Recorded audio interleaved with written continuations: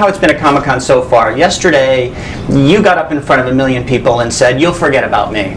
What did you expect the reaction to that remark to be like? Well, I mean, I wasn't currying favour. Sure. It's just that thing. It's just about, the show is the star, really, and I'm sort of lucky enough to be one of 11, and it will continue without me and be really successful without me, and that's sort of what I meant. But don't forget about me, please. Right. Remember me. Well, just so everybody knows, this is the 50th anniversary of Doctor Who, which is an amazing... they're not 50th anniversaries of anything, basically. This is, for science fiction, the royal baby. And you've got what sounds like a fantastic anniversary episode coming up in November. Can you talk a little bit about that? And obviously we know David Tennant is also in it, Billy Piper's in it, your predecessors. John Hurt. Johnny Hurt. Yeah. You must have shot it already because you're missing hair. Yes, I mean that actually isn't to do with don't mention the wall. Don't mention the what? The wall. That's not to do with Doctor Who. That's to do with something else. But it's wonderful. It's in 3D, and I think Doctor Who really lends itself to 3D somehow. As you say, we've got a fabulous cast, and we had a great time. We have 3 doctors. I think it's just so exciting. It took me so long to get used to it on set. The kind of talking to three of them all together. Right. I was kind of a bit giddy for a few days. And what's fabulous is that Stephen's sort of managed with the story, isn't he, to reveal something new about the character. And I think after 50 years to be able to do that is. I think it's what's happened by dint of John Hurt appearing as a previously unknown Doctor. Right. Is that rather than just being a sort of anniversary nostalgia fest, right, it's actually taking the story forward. It's really about the next 50 years. It's something we've never anticipated before. It's really thrilling when John Hurt was revealed at the end of the last episode, introducing John Hurt as the Doctor. It was like a proper gasp. I would think after 50 years, has everybody who is in the performing arts in England been on this show or worked on this show? Twice. I mean, there must be an amazing we all have. alumni. David just been, haven't you? I have, yeah. I'm a mean old croon. Yes, and then William Hartnell. We have to mention, obviously, your incredible Game of Thrones moments. I wouldn't think the Red Wedding is something that gets you a great table in restaurants. Do you clear rooms now? Were people scared of you? It's just that the wedding invitations have dried up. Well, I would think so. So people are very nice. But there's a kind of mock admonishment when people, say, "I can't forgive you." But it just wasn't a friendly thing. No. Families, eh? Right. It's for the family. And you're playing the first Doctor, William Hartnell, in what sounds like a really interesting docudrama. Can you talk a little bit about it? Yes, I can. And where it falls in this anniversary year? Well, it'll be on around the main episode. November is obviously the great big time for Doctor Who's anniversary, and it's a story I've always wanted to tell since about 1963. And it's the story of how the show was created and the people who originally came up with the idea and put it together. It was really very much the little show that could. Right. No one had any real faith in it, except the Canadian executive producer whose idea it was, Sidney Newman.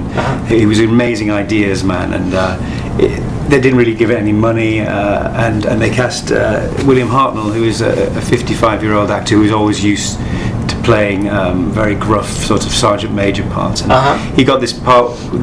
He originated the part of the Doctor, and it completely changed his life. He became a hero to millions of children. So it's a very touching drama, and David is amazing in it. I have heard that. What's it like to play that character? Well, it was when Mark first talked to me about it. It was during the Queen's Jubilee celebrations on the River Thames, and everyone was trying to spot the Queen's barge through the pouring rain, and it was a very unpromising afternoon. And so this guy tapped me on the shoulder. You perked up. Yes, it got something. So when you mentioned it, I jumped at it. I thought that was a fantastic idea, and so I waited for a couple of months, whatever, and then the script finally plopped through the door, and I read it, and I thought this is just wonderful stuff, because he was one of the great unsung character actors in our country, and although he'd had surprisingly, I read lots of reviews of his early work on stage, and he was a great farceur. He was a very, very, very funny man, but you wouldn't know it from some of the film roles he got. As Mark said, a lot of authority figures or dodgy spiff characters in Brighton Rock or whatever, but he was very, very versatile, and also a very, very complex man, which Mark has brought out in the script, and without flinching on any of his contradictions, in his life. And and the more I found out about him, the more I could see why he was driven, and I suspect he was deeply insecure about his early beginnings, because he always claimed he had a happy upbringing on a Devonshire farm, but actually he was born illegitimately behind St Pancras Station in London. And he carried that around with him for a long time. And if you're born in 1908, which he was, there was quite a stigma attached to that. Yeah. And he was taunted a lot at school, and he never knew his father. So it's easy to see why he was so complex. Right. And as Mark said, I think he felt when Doctor Who came along that it was kids' TV made by a couple of kids. When he met Bertie Lambert and Waris Hossein, he was quite dismissive, wasn't he? And he initially rejected it, and then when he was finally persuaded to do it, he just embraced it, and as Mark said, it changed his life, and he just loved playing the character, because he found a kind of playfulness and endless curiosity about the universe and all in it, which subsequent doctors, and especially Matt, have found as well. Well, in 50 years, somebody will be playing him in a docudrama. Yeah. Someone who's not yet been born. Yeah. Right. What a story that's going to be. Weirdly, also born behind St Pancras Station. Yeah. All doctors in a handbag. Record of Brighton. Jenna, is there a camaraderie among people who have played, traveled, actresses who've traveled with the Doctor over time, with Billie Piper? Yeah, I mean, it was great to have Billie back recently. It felt like became really good friends. Yeah, it was lovely. It's kind of, I think that's what it felt very much like. The whole of filming of the 50th felt like a really big celebration. Right. Like every day on set felt like that. It was lovely. It was great to have kind of, all of us who have our own kind of short way of talking, who understand the kind of the Hooniverse. The Hooniverse, as it were. And it's quite nice for sort of me and Dave as well, because we did an episode. Dave played a villain, and now he's gone back and actually, sort of been a doctor, but played. It's quite sort of there's a lot of layers basically. Yeah. Because you played the Doctor. Yeah. So technically, you are the Doctor. Yeah. I'll tell you something extraordinary. One extraordinary thing: we were recreating some of the original stories on the studio floor, the very first episode, and we used 4 Marconi cameras as props. Very old 63 cameras, but one of them was actually working. And when you put the feed to the monitor, it gives you exactly the same information as the camera did in 63. Oh my gosh. On a black and white monitor. And everyone looks so like the people they're playing. I was utterly transfixed. I recorded it. Yeah, of course. Because it was like a telescope into the past. It just looked like raw footage. Yeah. It was amazing. Really spooky. And you recreate some famous scenes from the beginning of time, as it were. The beginning of time, yes. I didn't know this till I was looking you up. You auditioned for Sherlock.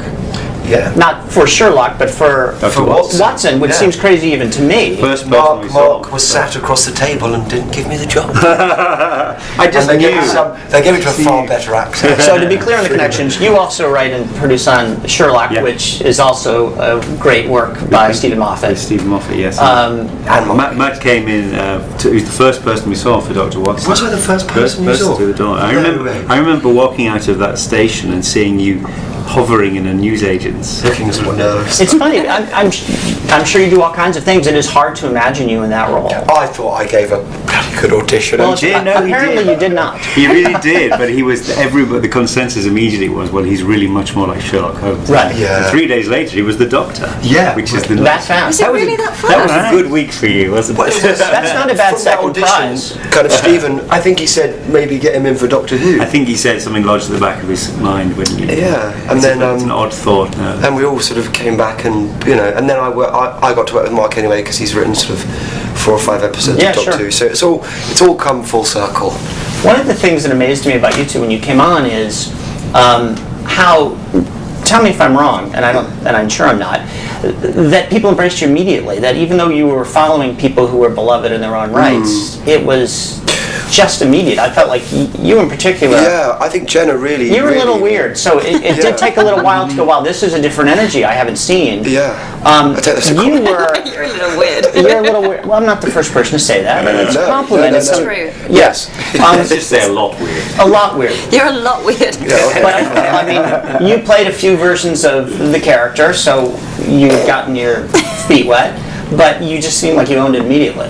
Oh, thank you. And did. I'm not British, so I can't answer this. Really? But I assume they all loved you immediately. Is that not? It seemed to go. I think Oswin did a. I mean, there's so many people I see around dressed as Oswin. She Oh, seems to really? be. Yeah, she seems to be quite a big favourite actually. Okay. I'm not sure with a kind of her souffle on her utility belt.